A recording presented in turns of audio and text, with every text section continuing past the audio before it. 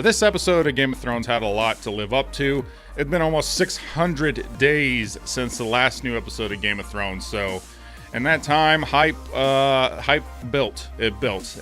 Everybody was excited for this episode, and for me, it delivered on what it needed to do. I think a lot of people wanted a lot more action out of this than what they got, but that's really never what this episode was going to be. This was always going to be a more character-centered episode because there's so many characters finally meeting up with each other. Some of which haven't seen each other for seasons, like years, since like season 2, season 1 in some cases. And so there's a lot to really live up to. And it just kicks off, and you got Jon and Daenerys are showing up, to Winterfell, and Sansa's kind of posturing a little bit, and Daenerys is kind of, their face off. They don't necessarily get along. Bran is basically speaking for the audience, and we don't have time for this crap. The Night King has your dragon. He busted through the wall. He's coming to kill us all. We don't got time for all this crap. And he's basically a surrogate voice for the audience here in the final season of Game of Thrones. He is not omnipresent, but he knows the most out of any of the characters on the show, and he basically has most of the knowledge, if not all the knowledge, that the audience has for what's happened so far in the show. So he really is a like an audience voice within the series. It's almost like fourth wall breaking, like Deadpool or something. But that's basically what Bran is now. As I said, there's just so many characters. There's so much stuff that happens in this episode. One of the things is Sansa and Tyrion meet up again. They were married. Well, they were married. And she totally ran off with Littlefinger while she was kind of abducted. I don't think she really had a choice. But, she left Tyrion holding the bag for Joffrey's death. I thought it'd be a lot more positive than it was. But one thing that you really get out of the meeting is how much smarter Sansa's gotten and how much dumber Tyrion seems to have gotten. I think that's more to blame on the writers for why Tyrion seems to have gotten a little bit dumber. But her line to him about her used to thinking that he was like the cleverest man alive is also kind of a voice for the audience. Just like Bran is like, Tyrion, why are you making some really dumb decisions? Him trusting Circi for any reason, it just doesn't it seems out of character. I don't know if there's something else playing or something else going on with that.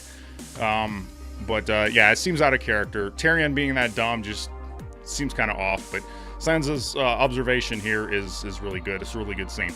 And then, of course, there's a reunion with Arya and Jon, another really cool moment. It's a line where Jon asks Arya, where were you? I could use your help with Sansa. And Arya's like, well, Sansa's the smartest person I've ever met. I don't really, she hasn't, based on what happened last season, I don't really know how she came to that conclusion. Don't get me wrong, Sansa is definitely one of the smartest people on the show right now.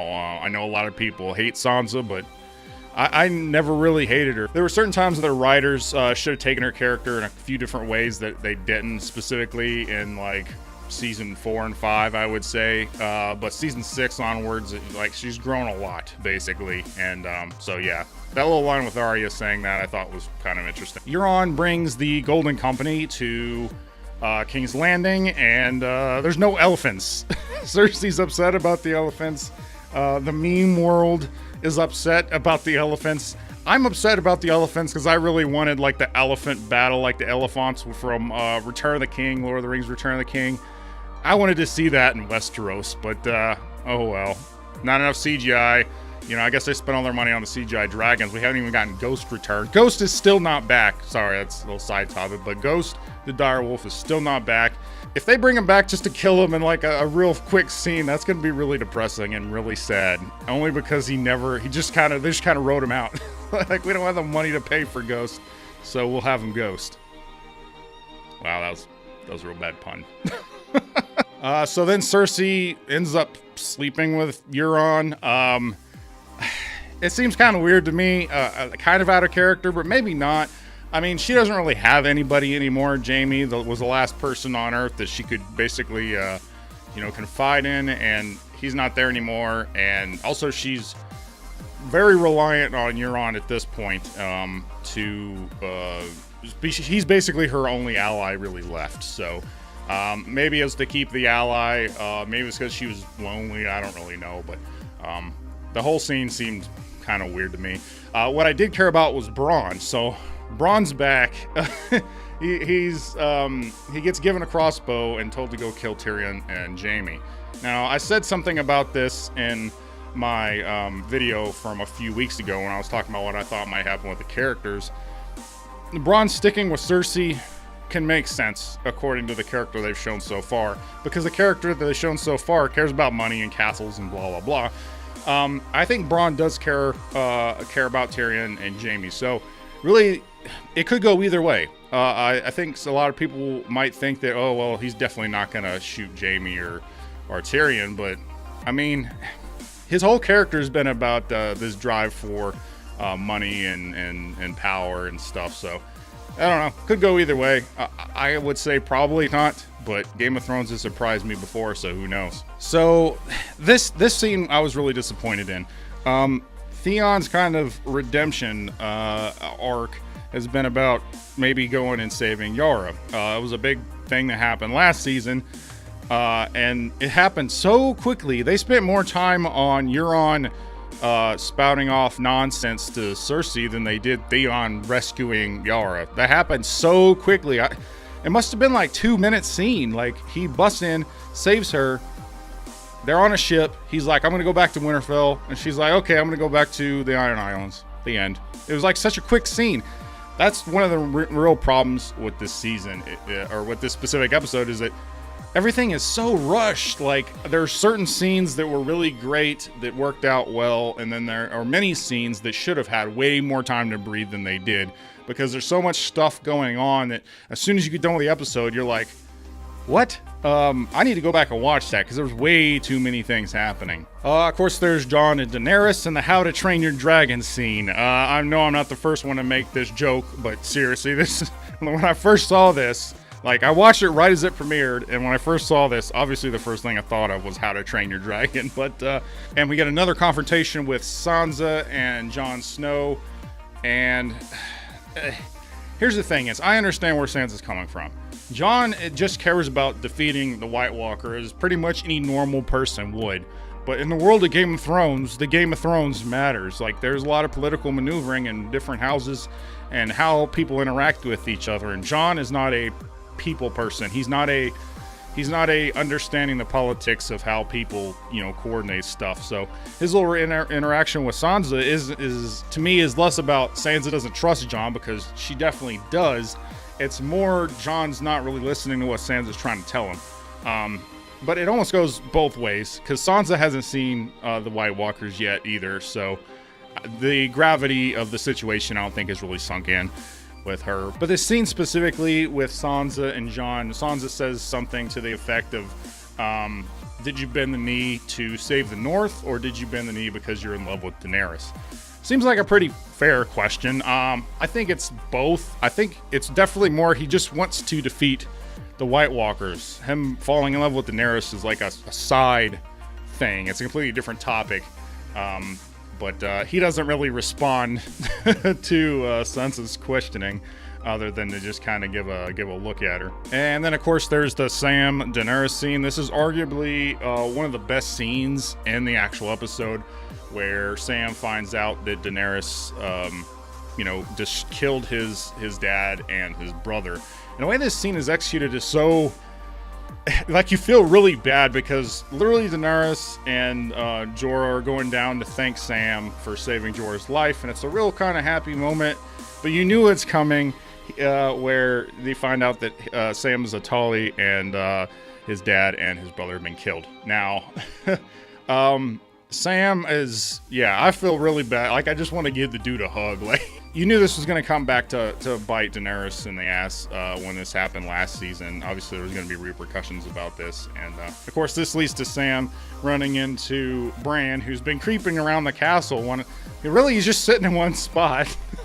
And he says he's waiting for a friend, and we find out what friend he's talking about later. But after he says that to Sam, Sam goes away and meets Jon in the crypts of Winterfell, and that's when he drops the truth bomb that Jon is Aegon Targaryen. Now, the way this is executed is very, very good in my opinion, because Jon's initial, everybody keeps talking about, oh, well, he's with his aunt and blah, blah, but really the whole thing is that his entire life's a lie. That's a much bigger thing for him than anything else. Like, his entire life is a lie, and the most honorable person he knew, which was his father, who he thought was his father, Ned Stark, was had lied to him. So obviously his entire world basically just shattered. Everything he thought of the world is all changed now. That leads to him saying, like, I don't really care. Daenerys is the queen and I don't want it. And that's been consistent with Jon throughout his entire character arc. He doesn't want the power. He wants the power in that he has the ability to save everyone. He doesn't want the power for power's sake. He doesn't want to rule everybody. And his whole thing is that he gave up his crown for the North. And Sam asked him, is like, well, do you think Daenerys would do the same thing?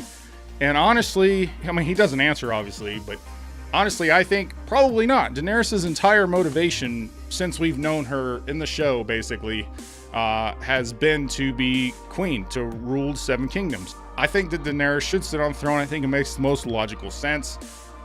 If you want to get what's logical, the fairy tale ending, Jon rules the North and Daenerys rules the South, and that's how that would work, but that's not how it's going to work. One of them's going to die, or both of them's going to die, because this is Game of Thrones and everybody dies. And you would think that's the end of the episode, but no, there's still more happening. We got the Umber Boy, who was sent at the beginning of the episode to go get people from the Hearth to bring them back to Winterfell. And Tormont and Beric are still alive. They run into Ed. And this is basically all of the Night's Watch, just like a handful of people that's left. And as Ed said, there's no reason to guard the wall, so we need to head to Winterfell. Well, they come across another one of these White Walker designs. In this design, you see the Umber Boy is dead, and he's in the center of this thing. He's hanging up. Obviously, he comes back to life, and there's this really cool scene where he gets caught on fire, and that scream is ungodly.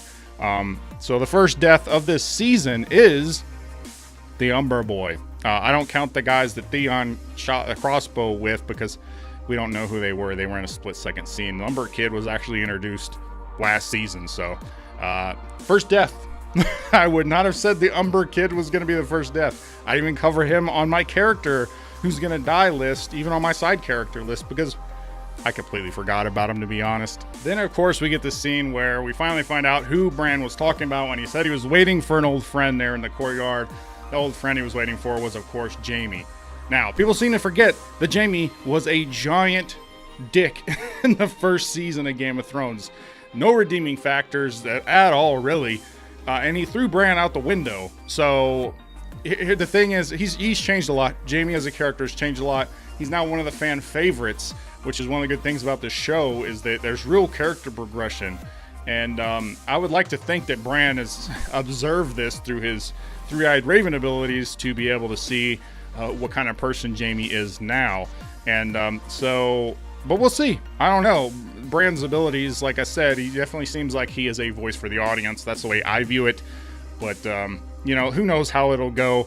Bran has already said, hey, we don't have time for this. So if they make a big deal about Bran wanting to punish Jaime or something like that, it'll be completely out of character, and it just doesn't make any sense to me. So if they go that route, I'll kind of be upset. So I hope that's not the way that they go. So there's just some of the points. Obviously, I didn't cover everything that happened in this episode. There's way too much stuff to cover. There's way too many character moments. And as I said throughout this recap/review, there's a lot of stuff that happened in a very short amount of time. I don't know why they didn't make this one an hour and a half too, like they are supposedly making the rest of the episodes. This was only an hour, I think, or just short of an hour, which is not enough time. You have years of these characters that we've watched, how they interact with people, and lots of reunions you wanted to see. And while some of them turned out really well, some of them seemed kind of rushed, and it's kind of a mixed bag. There are a lot of great moments in this episode. Some moments I wish they would have spent some more time on. So I think that there's a lot of potential in this season going forward. And as I said, it's kind of hard to review the actual episode as an individual piece, because it fits into everything else that's happening. Overall, I think the episode did what it needed to do, which was catch us up with everybody, show a lot of reunions we wanted to see. try and get everybody on the same page as what's happening, and let us know that the Game of Thrones, the political side, is still there. Like, there's still things happening that it's not just, hey, we're all going to unite and fight the Night King. I mean, people aren't like that. It'd be like if aliens came to Earth. You think every single country is instantly going to trust each other and go fight the aliens? No. It just isn't a logical thing to assume. It's what you want to have happen, and in a fairy tale land, that's how it happens, but that's not true. So I think for what this episode is, I'd probably give like a 7.5 out of 10, maybe an 8 out of, well, maybe, yeah, we'll go ahead and bump it up. We'll bump it up to an 8 out of 10 for this episode of Game of Thrones. It did exactly what it needed to do. I just had a few, a little bit of pacing problems. Should have taken a little bit more time with some stuff. And but if you like this video, please like and subscribe, or don't. I'm not a beggar. I'm Geechu64, and I'll always tell you the truth.